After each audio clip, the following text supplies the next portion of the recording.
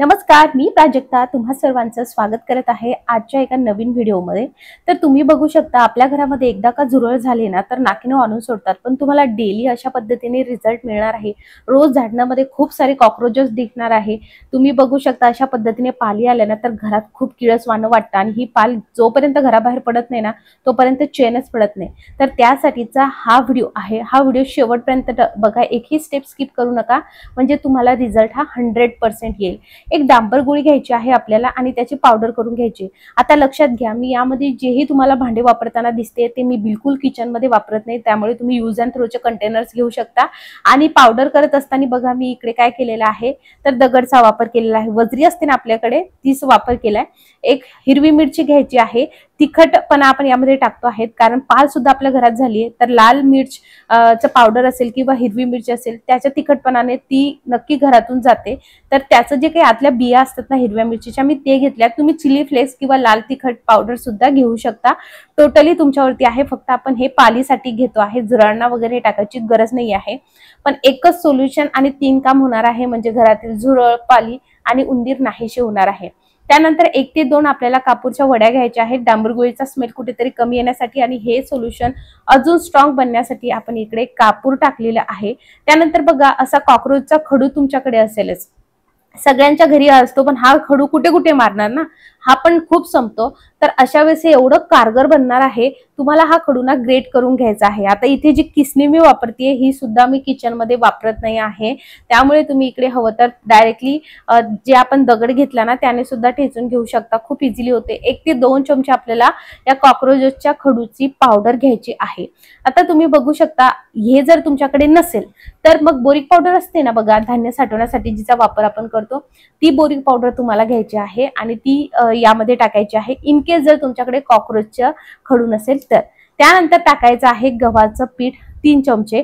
गव्हाच्या पिठाऐवजी बेसन पीठ किंवा मैदा हे तुम्ही घेऊ शकता, जे तुमच्याकडे पीठ अवेलेबल असेल त्या पिठाचा तुम्ही इकडे वापर करू शकता। त्यानंतर व्यवस्थित ही सगळ्या पावडर आता एकमेकांसोबत मिक्स करून घ्यायचा आहे। आता हा जो चम्मच वापरते हा सुद्धा मी बिलकुल किचन मध्ये वापरत नाही।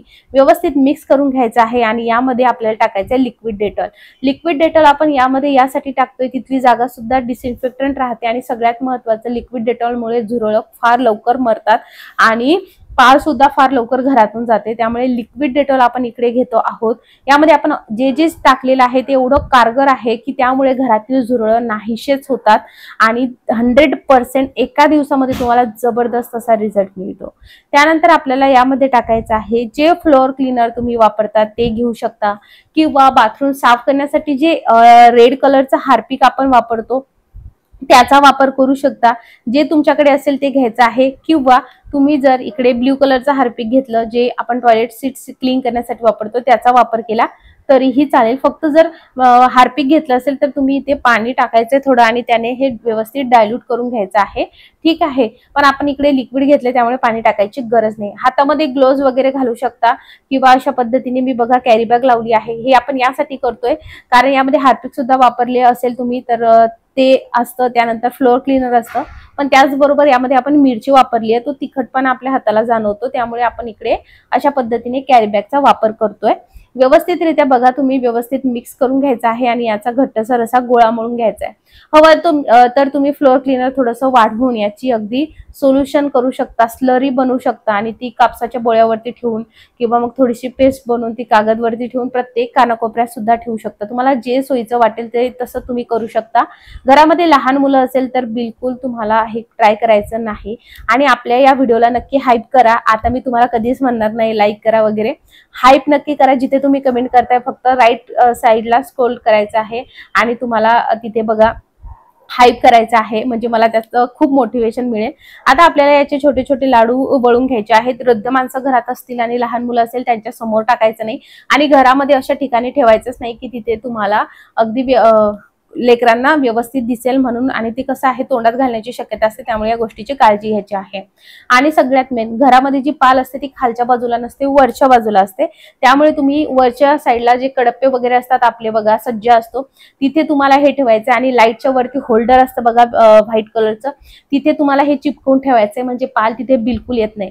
आता जर तुमच्या घरामध्ये उंदीर असेल ना, तर उंदीर असला तर तुम्हाला माहिती असतं तो कुठे कुडतडतो ना, एकाच ठिकाणी तो असतो आणि भरपूर घाण करून ठेवतो। सो तिथे तुम्हाला काय करायचं आहे, तर सगळ्यात पहिले तुम्हाला तिथे सुद्धा हे 4 ते 5 गोळे टाकून ठेवायचे। आणि कॉक्रोचेस तुम्हाला प्रत्येक घरात, कानाकोपऱ्यात, किचन ट्रॉलीमध्ये जर तुम्ही हे टाकलं तर भांड्याला टच करणार नाही, याची तुम्हाला खात्री करून घ्यायची आहे। ते करायचंय आणि टाकायचंय। तुम्हाला रोज झाडणामध्ये खूप सारे कॉक्रोचेस मेलेले दिसतील, अशा पद्धतीने बॉल झालेले आहेत। आता हे जे बॉल आहे हे 1 ते 1.5 हप्त्याने बघा ड्राय होऊन जातात, तर त्यामुळे काय करायचंय, हे जे बॉल आहे हे पुन्हा आपल्याला रिपीट बनवायचे आहेत।